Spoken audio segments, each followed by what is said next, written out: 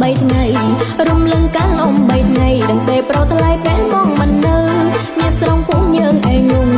បណ្ដុលបន្តាបន្ព្រាំងដែលមានតែជាងលងងទៅជួយក្រុមភ្លឺស្រីពើក៏ជួយបណ្ដាលបើចាញ់ងន់ខ្លាចខ្មាំងគេខ្លាចប្រងមាម៉ែរំបែកបែកបាក់កំឡាំងចិននេះគឺពីងប៉ុណ្ណោះមិនប្រដិនកងបងទេ